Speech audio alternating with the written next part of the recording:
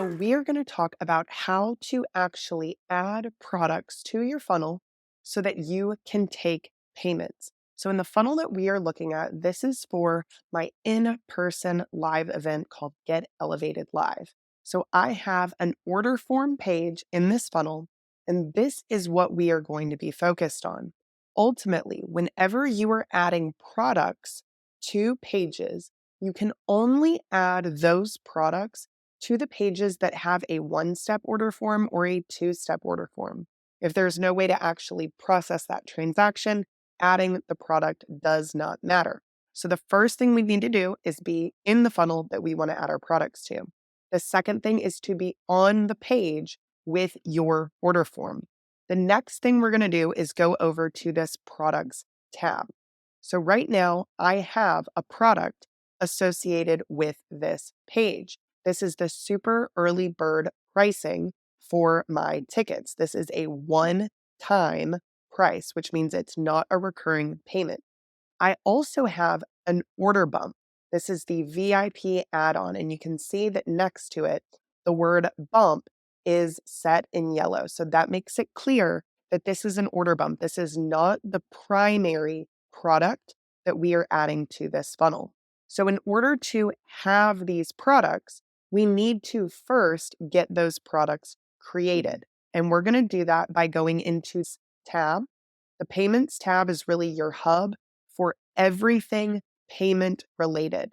We're going to be able to see subscriptions, transactions. You can process refunds, do invoices, and then we're going to see a products tab right here. When we're on products, we are going to see all the products we've created, the name of the product, the price, the product type, and when it was last updated. So if we're going to create a product, you're going to click Create Product. You're going to give this a title. You can decide, is this going to be included in an online store?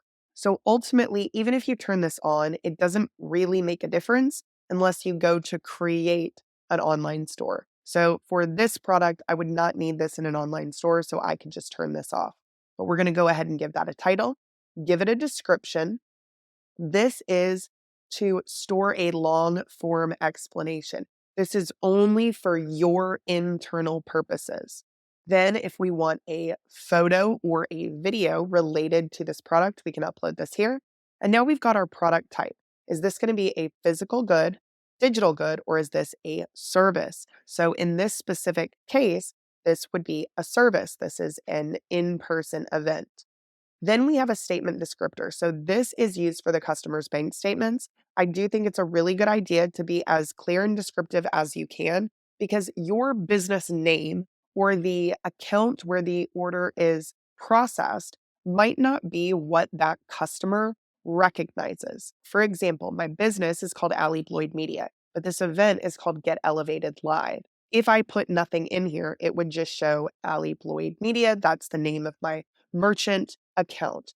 However, if somebody was not familiar with my business prior to purchasing this ticket, they might be confused. They might actually initiate a dispute potentially because they don't understand what they're being charged for. So in the statement descriptor, I should write Get Elevated Live Event Ticket to reduce potential disputes because of confusion.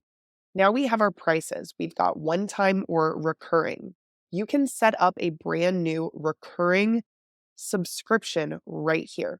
So we would go ahead and give that an amount. Is this going to be monthly, daily, weekly, etc.? Is there going to be a trial period? How many payments are in this subscription? Are there any setup fees? Do we need to track inventory with this? And again, we've got that price description here. If this is a digital course or a digital product, and we want to tie this to a membership offer, then we can go ahead and turn on that toggle and select the membership offer we're tying it to. If you have a membership product that you are selling, I strongly recommend you do that. Even if you do not do that, we can still make it work, but it is definitely easier if you turn that on. So in this specific case, this is just a one-time payment. So that reduces several of those options. And then we still have that membership offer right here if we want to do that.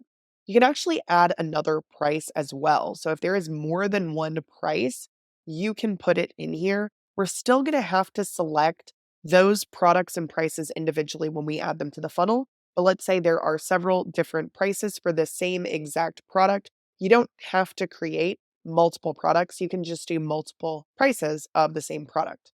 So I already have my product created, so I'm not going to worry about setting that up. You can see I already have my Get Elevated Super Early Bird, which is what has been in effect. And then I have my Get Elevated Early Bird. So my Super Early Bird pricing was available for the first 9 days. Now we've got early bird pricing. So I need to replace this product in my funnel. So what I'm going to do is click on Add Product. I'm going to go to Products and I'm going to select Get Elevated Early Bird. Then we've got this price field. We have already set the price in the product, so we're just going to select the price. Then we've got the product name. We have a price display override. This is optional. This is just going to make it look different. So you might say something like $297, a $200 discount. So you could say something like that. I'm not going to worry about that, but that is an option that you have. Now, if we click on additional options, we can see main product that is set by default. That would be the primary product that is going to be present in the order form. Now, you can have multiple primary products in an order form. They will not be able to select all of those unless we have cart mode enabled. Otherwise, it's going to be radio buttons that they can choose which of those products they want to do. So I am going to use this as a main product.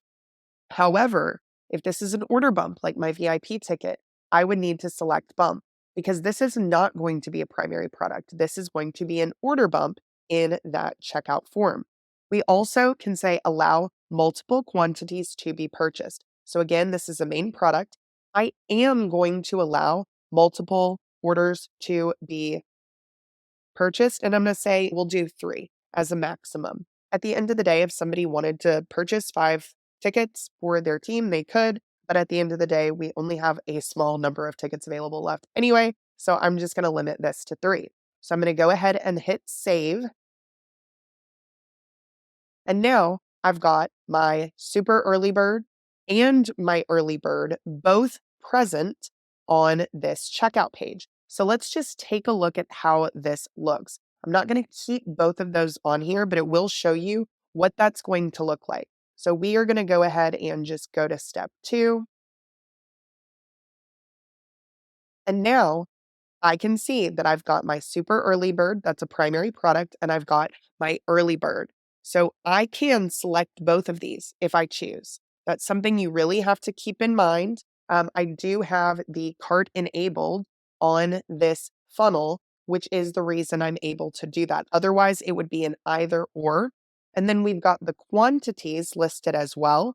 And so we can say, all right, they can get 3 if they choose to, and that is going to be at the early bird price point.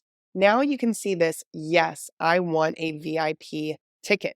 This is my order bump. So an order bump looks very different than a primary product when you are setting this up in your funnel. We've got a headline, we've got a description, and then we have got a subheadline right here. This can be enabled by default. I don't recommend that. You're going to end up with more refund requests because people won't realize that it was enabled. That is just a personal preference, but I do really recommend that. So if they want to add that on, then they can check that off. And you can see down here that it's going to add that VIP add-on and it's going to give us an order total. I've also enabled coupon codes for this specific checkout page. You do not have to have coupon codes enabled, but I did have a priority waitlist that I was giving a 50% discount to, and I wanted to make sure that they could claim that discount. Now we can see that PayPal is an option because I have my PayPal account integrated. We've got Google Pay, we have regular credit card, and then they can complete their order right here. So again, I don't want super early bird and early bird both present on this page. So I'm going to go over here and I am going to remove super early bird. I'm going to go ahead and delete that. And now I've just got my early bird, and then I have got my VIP add-on as it currently stands. So now my checkout page is ready for the early bird pricing. Now let's take a look at this page itself so we can go through some of those really important settings on your order form that you are really going to want to understand. So if I click on this, I'm going to get general and advanced options on the right. I always use a two-step order form. You don't have to do that, but I really like to do that because then I have another idea of who started the process if they do not finish it. We've got the element name as two-step order form, and now we've got a couple of things here. We have our button actions. What happens when they make a sale? They are going to go to a funnel step, and that is the payment success page. I also could do go to next step, or I could do go to website URL. Ultimately, those options are dependent on how your funnel is structured. In this case, I am just selecting my payment success page. Now, if I go over to advanced, this is where I can customize my order form. So we've got this step 1 and step 2 right here. If I click on step 1, I'm going to see the headline, contact information, subheadline, confirm your details below. I customize this. This looks a little bit different by default. So I like for it to make the most sense with the information that I'm asking for. I am a B2B company, so show company name is what I want, but you can hide that as well. We've got company name, basic contact info, country picker is enabled, and then we've got toggle for shipping. So we can show shipping or we can hide shipping. So even though this is a digital product in that they're getting a digital coupon or a ticket confirmation, I'm not mailing them anything.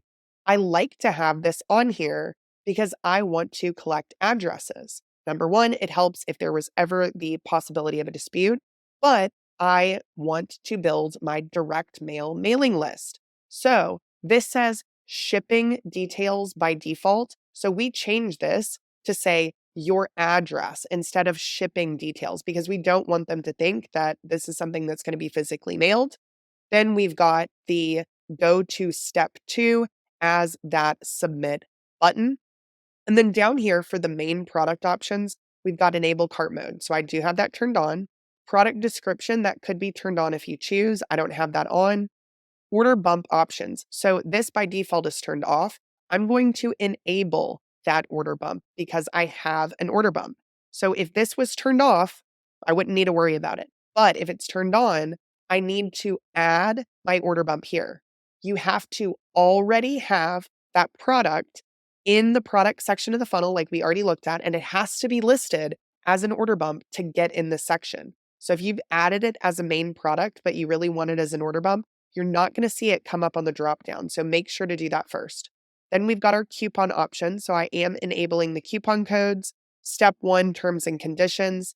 I'm going to enable the terms and conditions by checking out. I agree to the terms and conditions.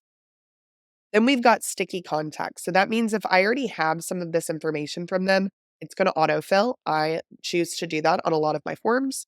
New contact on every purchase is turned off. Validate disposable email, you could turn that on if you choose. So that's going to be for step 1. Now, if we go over to step 2, it's going to show me what step 2 looks like. So same thing here, we can customize this language